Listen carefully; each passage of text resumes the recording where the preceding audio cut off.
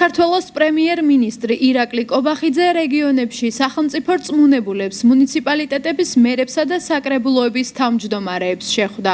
მთავრობის მეთაურმა ყურადღება გაამახვილა გრძელვადიან პერსპექტივაში რეგიონების განვითარებაზე და ცენტრალურ და ადგილობრივ ხელისუფლებას შორის კოორდინაციის მნიშვნელობაზე, რაც ხელს შეუწყობს მნიშვნელოვანი პროექტების ეფექტიანად განხორციელებას. შეხვედრაზე საუბარი ასევე შეეხო სტრუქტურულ ერთეულებში ოპტიმიზაციას. ძალიან მნიშვნელოვანია მჭიდრო კოორდინაცია ცენტრალურ ხელისუფლებასა და ადგილობრივ თვითმმართველობებს შორის.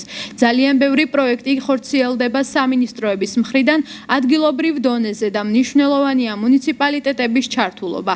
ასევე შევეხეთ სოციალური დახმარების საკითხებს. საჭიროა ამბაზების გადახედვა და ამ თემაზე აქტიურად ვიმუშავებთ მუნიციპალიტეტების ჩართულობით. ასევე ყურადღება გავამახვილეთ კორუფციის პრევენციის მნიშვნელობაზე. ამ კუთხით ძალიან ბევრი მნიშვნელოვანი ნაბიჯი გადაიდგა. მნიშვნელოვანია, რომ ადგილობრივი თვითმმართველობის დონეზეც მაქსიმალურად შევძლოთ კორუფციული პრაქტიკის პრევენცია, აღნიშნა ირაკლი კობახიძე.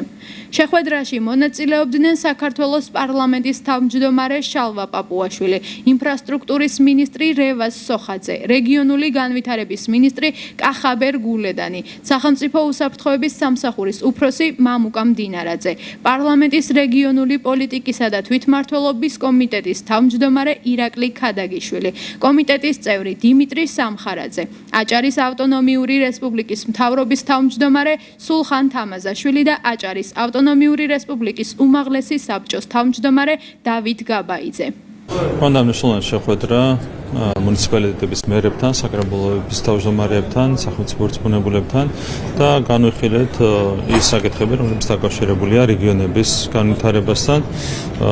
ყველა მნიშვნელოვან საკითხს შევეხეთ, მათ შორის იმას, თუ როგორ უნდა დაიგეგმოს გრძელვადიან პერსპექტივაში მუნიციპალიტეტების განვითარება, ქონდა საუბარი ოპტიმიზაციასთან დაკავშირებულ საკითხებზე, კოორდინაციის საკითხებზე. ძალიან მნიშვნელოვანია მჭიდრო კოორდინაცია ცენტრალურ ხელისუფლებასა და ადგილობრივ თვითმმართველობებს შორის. ძალიან ბევრი პროექტი ხორციელდება სამინისტროების მხრიდან ადგილობრივ დონეზე და რა თქმა უნდა აქ არის მნიშვნელოვანი მუნიციპალიტეტების ჩართულობა. ასევე შევეხეთ სოციალური დახმარების საკითხებს და აქ მუნიციპალიტეტების ჩართულობას, როგორც მოგეხსენებათ, საჭიროა ამ ბაზების გადახედვა და ამ თემაზე აქტიურად ვიმუშავებთ ბუნებრივია მუნიციპალიტეტების ჩართულობით და ასევე ყურადღება გავამახვილეთ, რა თქმა უნდა, კორუფციის პრევენციის მნიშვნელობაზე. ამ კუთხით ძალიან ბევრი მნიშვნელოვანი ნაბიჯი გადაიდგა, როგორც მოგეხსენებათ, და მნიშვნელოვანია ბუნებრივია, რომ ადგილობრივი თვითმმართველობის დონეზეც მაქსიმალურად შევძლოთ კორუფციული პრაქტიკის პრევენცია. დაუცველი ოჯახების მონაცემთა ერთიან ბაზაში რეგისტრირებული და ფინანსური შემწეობის მიმღები ოჯახების რაოდენობა აღემატება 185,000, ხოლო ასეთი ოჯახების წევრთა რაოდენობა შეადგენს ჯამში 710,000. ბაზაში სულ რეგისტრირებულია 400,000-მდე ოჯახი, ჯამში დაახლოებით 1,300,000 პირი. თუმცა ნახევარზე მეტი არ იღებს შემწეობას, მაგრამ მათი მნიშვნელოვანი ნაწილი სარგებლობს კანონმდებლობით გათვალისწინებული სხვადასხვა ტიპის შეღავათით. ძირითად შემთხვევაში სახეზეა ოჯახები, რომელთაც ამ დროის განმავლობაში გაუჩნდათ გარკვეული მატერიალური შესაძლებლობები, გააუმჯობესდათ მდგომარეობა და მათი ეს მდგომარეობა აღარ არის ისეთი ხელმოკლეობა, როდესაც მათ სახელმწიფომ უნდა დაუნიშნოს ფინანსური შემწეობა. ამრიგად ფაქტია, რომ სოციალურად დაუცველი ოჯახების მონაცემთა ერთიანი ბაზა შესაბამისობაში ვერ მოდიოდა იმ აღიარებულ ეკონომიკურ წარმატებასთან, რომელიც ქვეყანას ჰქონდა ბოლო წლების განმავლობაში. სწორედ ამ მიზეზთა გამო იქმნებოდა ნიადაგი აღნიშნული რიცხვებით მანიპულირებისა და ყალბის შთაბეჭდილებების შესაქმნელად. დროა წერტილი დაესვა ასეთ პოლიტიკურ სპეკულაციებს და ამ მიზნით სამინისტროს საჯარო სამართლის იურიდიული პირის სოციალური მომსახურების სააგენტო იწყებს ბაზაში რეგისტრირებული ოჯახების გადამოწმების აქტიურ პროცესს.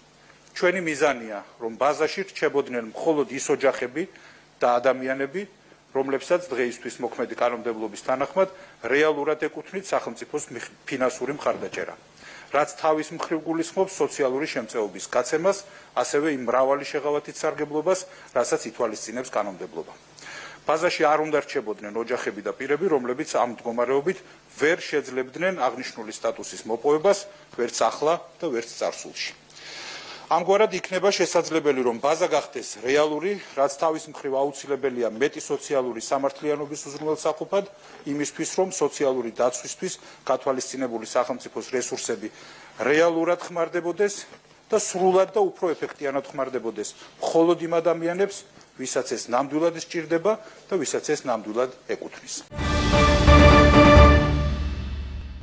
ზესტაფონის მუნიციპალიტეტში სოფლად განხორციელებული მცირე ინფრასტრუქტურული პროექტების შესარჩევად დასახლების საერთო კრებების 60 სოფელში ჩატარდა.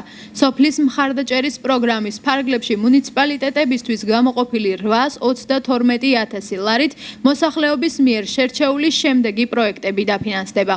წყალსადენის სისტემების რეაბილიტაცია, გარე განათებების მოწყობა, საუბნო გზებისა და სანიაღვრე არხების რეაბილიტაცია, საექიმო ამბულატორიის კეთილმოწყობა, საფეხბურთო მოედნების რეაბილიტაცია.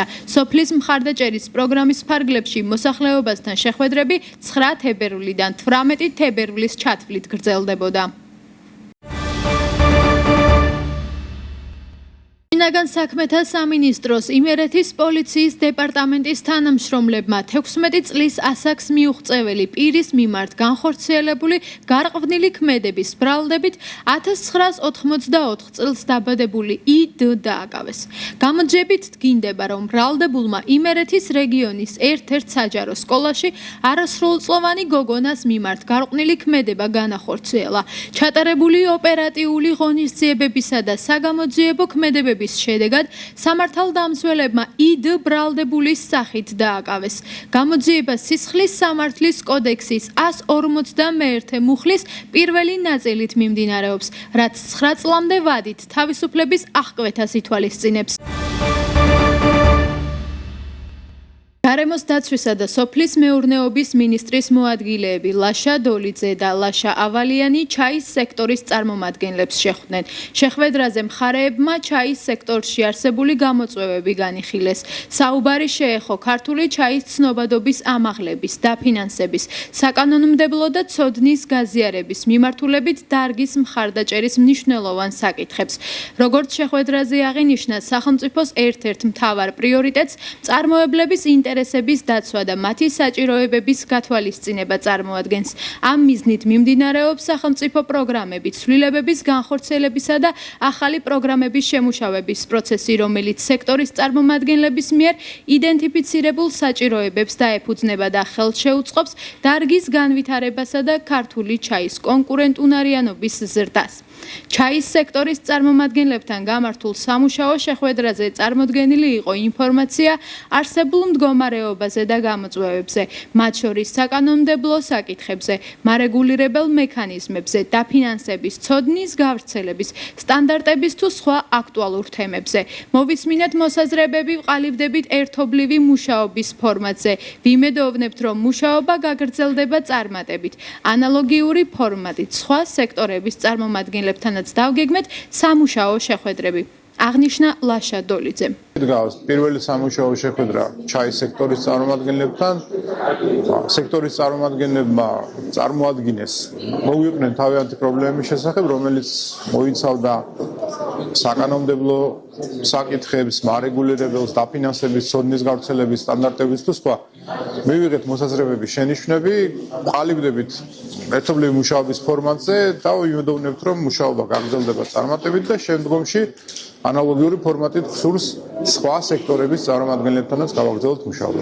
უმნიშვნელოვანესი შეხვედრა იყო გამომდინარე იქიდან, რომ საუბარი იყო არსებულ პრობლემებზე ჩაის დარგთან დაკავშირებით.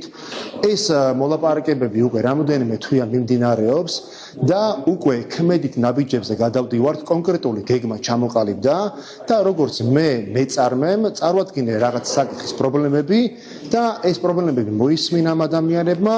უახლოეს მომავალში იქნება კიდევ შემდეგი შეხვედრები და ვფიქრობთ, რომ ესეთი ერთობლივი კომუნიკაციით შემდეგ ნაბიჯებზე გადავა და ეს დარგის უფრო წარმატებული იქნება.